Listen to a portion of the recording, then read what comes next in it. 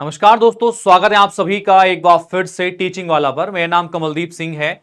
एक बार फिर हम एक बेहतरीन टॉपिक को लेकर आज डिस्कशन यहां पर करने वाले हैं। ये टॉपिक क्या है, आइए इसको एक बार देख लेते हैं। देखो, सबसे पहले आप सारे लोग जानते हैं कि सीटीईटी का जो परीक्षा है वो आने वाले महीनों में आपका होने वाला है। अगर हम बात करते हैं तो जुलाई या अगस्त के महीने में आपके सीटीईटी की परीक्षा को आयोजित कराया जाएगा। इसी बीच में एक नई खबर हमें देखने के लिए मिलती है जो आप काफी दिन पहले सुन चुके हैं। आज हम उस पर डिटेल चर्चा करेंगे कि आप उसकी तैयारी कैसे कर सकते हैं, क्या सिलेबस हो सकता है ना। इस चीज पर हम डिस्कशन यहां पे करने वाले हैं। देखो, सबसे पहले मैं आपको बता देता हूं कि NCT in partnership with CPSC organise one day national conference on the teacher eligibility test TET in the light of the national education policy 2020। यानी कि जो आपकी एनईपी 2020 है उसको ध्यान में रखते हुए टीईटी के एग्जामिनेशन को और बेटर करने के लिए या और गुणवत्ता पूर्वक जो है चीजों को प्रोवाइड कराने के लिए शिक्षक के द्वारा, तो एक शिक्षक को एक गुणवत्ता या क्वालिटी वाला होना चाहिए। अब क्वालिटी टीचर्स को लाने के लिए इन्होंने एक और इनिशिएटिव यहां पे लिया है कि ये लोग अभी 9 to 12 तक के लिए आपका सीटीटी का एक और एग्जाम जो है वो कंडक्ट कराने वाले हैं। ठीक है, इसको लेकर डिस्कशन यहां पे चल रहा है। कंप्लीट श्योरिटी अभी नहीं है कि भाई ये एग्जाम किस तरीके से होगा, क्या होगा, कैसे कराएंगे इसको, लेकिन इसमें कुछ चीजें हैं जो खुल के सामने नहीं आई हैं, बट इस तरीके से हो सकती हैं जो मैं आज आपको बताने वाला हूं। सबसे पहले बात कर लेते हैं जो आपका टीचर एलिजिबिलिटी टेस्ट होता था अभी तक, अगर मैं बात करता हूं तो ये स्कूल में स्कूल टीचर जो लोग बनते हैं उनके पात्रता को जांचने के लिए परीक्षा होती है। ठीक है, जैसे कि आप अगर स्कूल टीचर में 1 to 5 तक टीचर बनना चाहते हैं तो आपको सीटीईटी की परीक्षा पेपर 1 देना होता है। ऐसे ही आपको अगर 6 to 8 पढ़ाना है तो आपको सीटीईटी का पेपर 2 देना होता है, जिसके सिलेबस भी मेंशन है कि आप अगर सीटीईटी का पेपर 1 दे रहे हैं तो आपको 1 to 5 तक का सिलेबस पूछा जाएगा। सीटीईटी में 6 to 8 आप दे रहे हैं तो 1 to 8 तक का सिलेबस आपसे पूछा जाएगा। ठीक है, अब इसी के संज्ञान में एक और इंपॉर्टेंट पॉइंट यहां पर है, NCT is working towards the proposing and implementing the TET at the secondary level class 9 to 12। ठीक है, तो 9 to 12 तक के लिए ये प्रपोज किए हैं और इंप्लीमेंट करेंगे इस चीज को कि आपका जो सीटेट है वो 9 to 12 के लिए भी हो। अब ये एक ही पेपर कंडक्ट कराएंगे 9 to 12 का, या इसको दो पार्ट में कराएंगे कि 9 10th 11 12, क्योंकि दोनों के सिलेबस में थोड़ा डिफरेंस आ जाता है। अगर मैं बात करता हूं तो जैसे कि आप सारे लोग यहां पर अभी जानते हैं कि भाई कि जो आपकी परीक्षा होती है किस तरीके से होती है, एक बार मैं आपको समझा देता हूं। देखिएगा, तो अभी तक जो सीटीईटी की परीक्षा होती है आपकी, वो परीक्षा होती है दो मोड में। आपका सीटीईटी का पेपर 1, ठीक है, और आपका पेपर 2। ठीक है, अब हम पेपर 1 पेपर 2 की बात करते हैं। इसमें आपका 1 to 5 क्लास तक का जो एनसीईआरटी होता है वहां से आपके जो प्रश्न है वो पूछे जाते हैं, और जो आपका पेपर 2 होता है इसमें 1 to 8 तक का जो कंप्लीट सिलेबस है वो आपका एनसीईआरटी से पूछा जाता है। दोनों ही पेपर आपके एनसीईआरटी से बनते हैं। ठीक है, एनसीईआरटी के बाहर कुछ नहीं जाता है। अगर मैं बात करता हूं कि अगर ये नया जो सीटेट है, नया टेट जो आपके पास में आने वाला है, ठीक है, टीचर एलिजिबिलिटी टेस्ट जो हम सेकेंडरी लेवल के लिए देख रहे हैं, तो इसकी जो परीक्षाएं हैं या तो हो सकता है कि ये दो तरीके से कराएं, इसके भी दो पेपर कंडक्ट कराएं। एक तो 9 10th के लिए कराएं एक पेपर कंडक्ट, और एक पेपर आपका कंडक्ट जो है ये 11 12th के लिए कराएं। ठीक है, तो ये पॉसिबिलिटी हो सकती है। ठीक है, दूसरी पॉसिबिलिटी हो सकती है कि ये इनका एक कॉमन टेस्ट करा लें दोनों का, है ना, तो दोनों का एक कॉमन टेस्ट भी हो सकता है। अब इसके ऊपर अभी क्लैरिटी इन लोगों ने नहीं दी है कि भाई ये दोनों के अलग अलग पेपर कराएंगे कि आपका एक कॉमन टेस्ट दोनों का लेंगे 9 to 12 तक का। लेकिन अगर ये अलग अलग कराते हैं तो इसमें 9 to 10th का एनसीईआरटी का सिलेबस पूछा जाएगा, ऑब्वियस है, और आपका जो है 11 12th का एनसीईआरटी पूछा जाएगा, ये भी ऑब्वियस है। ठीक है, तो अब सवाल ये उठता है कि सिलेबस को आपको लगभग थोड़ा थोड़ा आइडिया है कि क्या सिलेबस हो सकता है। कंप्लीट आइडिया नहीं है, थोड़ा थोड़ा आइडिया हमें है कि क्या सिलेबस हो सकता है, लेकिन एग्जैक्ट इसके ऊपर श्योरिटी से कुछ कह पाना कि 9 10th ही पूछेंगे 11 12th पूछेंगे, क्योंकि हमें ये अभी कंफर्म नहीं है कि एक पेपर लेंगे कि ये दो पेपर में इस चीज को कंडक्ट कराएंगे आपके। ठीक है, लेकिन जो भी होगा वो तो ऑफिशियल नोटिफिकेशन जब आएगा तब उसमें डिक्लेयर हम लोग कर देंगे।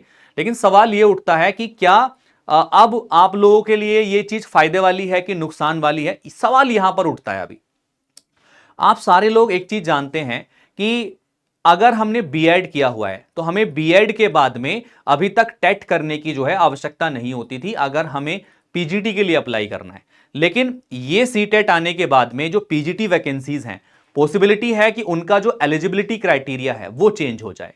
वहां पर कंपलसरी कर दिया जा सकता है आने वाले 1 या 2 साल में कि आप अगर सीटेट का सेकेंडरी पेपर अगर क्वालिफाई किए हैं तो आप उस वैकेंसी में अप्लाई कर सकते हैं। तो ये पॉसिबिलिटी है, ये डेफिनेटली हो सकता है। ठीक है, अभी तक काफी वैकेंसीज टीजीटी पीजीटी में ऐसी होती थी जहां पर आप बिना सीटेट के अप्लाई कर सकते थे। जैसे कि यूपी टीजीटी का एक एग्जाम होता है जहां पर आप जो है बिना सीटेट के अप्लाई वहां पे कर सकते थे। लेकिन अगर ये चीज अगर हो जाती है तो इसके बाद आप बिना सीटेट के अप्लाई नहीं कर पाओगे। तो आपको सीटेट के एग्जाम को किसी भी हालत में क्वालिफाई करना पड़ेगा अगर आपको टीजीटी पीजीटी टीचर बनना है तो। ठीक है, तो एक ये चीज हमारे सामने आई है, तो इसीलिए हमें इस चीज को पहले से सजग होकर चलना है, पहले से हमें अपनी प्रिपरेशन को बेटर करके चलना है। क्योंकि जब पहली बार कोई एग्जाम कंडक्ट कराया जाता है तो उसमें पास होने वाले छात्रों का जो रेशियो है बहुत कम होता है। ठीक है, अब इसको दो तरीके से आप देख सकते हैं। जो लोग ना पढ़ने वाले हैं उनके लिए तो बड़ा मुश्किल काम है, लेकिन जो लोग पढ़ने वाले हैं, जो मेहनत करते हैं, ठीक है, अपना दिन रात पसीना एक करते हैं, उनके लिए ये चीज बेटर है। क्योंकि अब उनकी जो क्वालिटी है, गुणवत्ता है, वो सामने आएगी। जो सीटेट सेकेंडरी पास करेगा ना, क्योंकि 9th-10th के सिलेबस को क्लियर करके, 11th-12th के सिलेबस को क्लियर करके जो आगे टीचर वैकेंसीज में बैठेगा तो उसके 90% चांस ज्यादा इंक्रीज हो जाएंगे उस वैकेंसी को क्वालिफाई करने के। क्योंकि ये एग्जाम अपने आप में एक अच्छे लेवल का एग्जाम होगा अगर सेकेंडरी लेवल का एग्जाम होता है तो आप सभी लोग इसको पास करेंगे तो आप अगले टीचिंग वैकेंसी में बैठ पाएंगे जो आपका टीजीटी पीजीटी के लिए होगा। ठीक है, तो अभी इस पर जितनी क्लैरिटी है वो हमने आपको दे दी है, जो पॉसिबिलिटीज थी वो हमने आपको बताई यहां पर है। लेकिन अब सवाल उठता है कि अभी जब ये नया पैटर्न बनाएंगे सेकेंडरी के लिए, क्या प्राइमरी वाला और अपर प्राइमरी वाला सिलेबस पे कोई चेंज आ सकता है? ठीक है, डेफिनेटली आ सकता है।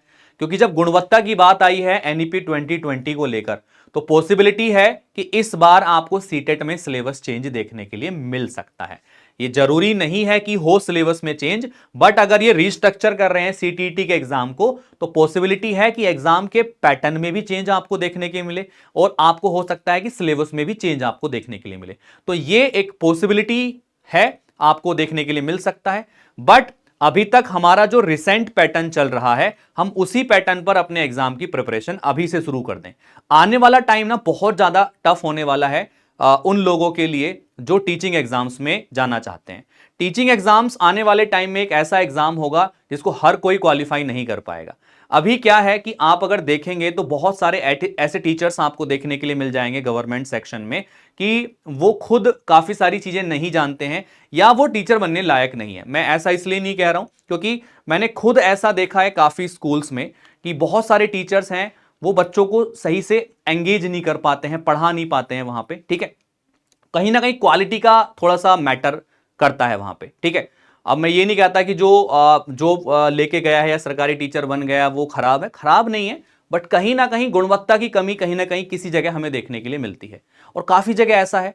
तो आप गुणवत्ता वाले अगर विद्यार्थी हैं और आप टीचर बनने की तैयारी कर रहे हैं तो कोई ताकत नहीं है जो आपको रोक लेगी, क्योंकि अब मेहनत करने वाला ही शिक्षक बनेगा। ठीक है, वैकेंसीज कम निकलेंगी, ठीक है, और आने वाली उन कम वैकेंसीज में आपका वही लोग आपका जो है भर्ती हो पाएगा जो गुणवत्ता के साथ में अपनी तैयारी और अपनी शिक्षा को करेगा। तो अभी से तैयारी में लगना है सभी लोगों को, चाहे वो सेकेंडरी लेवल के लिए प्रिपरेशन करें, चाहे वो आपका प्राइमरी और अपर प्राइमरी के लिए प्रिपरेशन करें। ठीक है, तो आप सभी को अपनी तैयारी में अभी से लगना है। ठीक है, और जो भी बातें मैंने कही हैं वो केवल एक पॉसिबिलिटी है इसको लेके, ये हमारी खुद की एक प्रकार से सोच है कि इस तरीके की चीजें यहां पर हो सकती हैं।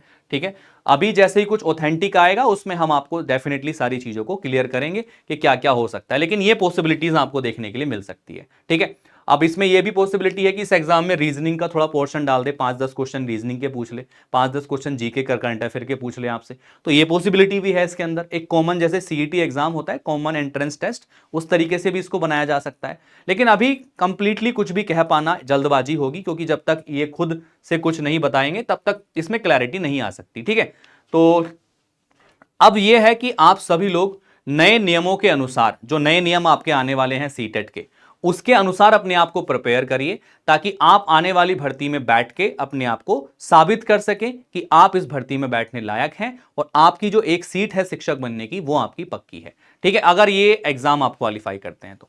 अब देखिए सीटेट जो आने वाला सीटेट है वो आपका जुलाई या अगस्त के महीने में आपका होगा, और उसके लिए आप अगर प्रिपरेशन कर रहे हैं तो अभी से लग जाइएगा, 2-3 महीने डट के तैयारी करिएगा। इस बार सीटेट का पेपर 2 का लेवल आप लोगों ने देखा होगा कैसा था। ठीक है, तो सभी लोग, जो भी लोग चाहते हैं सीटेट को क्वालिफाई करके अपने शिक्षक बनने के सपने को पूरा करना, आज से अपनी तैयारी में लगना पड़ेगा। क्योंकि मैं ऐसा इसलिए नहीं कह रहा हूं, आप अगर डेटा उठा के देखेंगे ना पिछले वर्षों का, 2021 का, 2022 का, 2023 का, 2024 का, तो 2024 में अब तक सबसे कम रिजल्ट हमें देखने के लिए मिला है। ठीक है, तो सबसे लो रिजल्ट इस बार सीटेट का रहा है, काफी कम परसेंट में लोग पास हुए हैं दोनों ही पेपर के अंदर।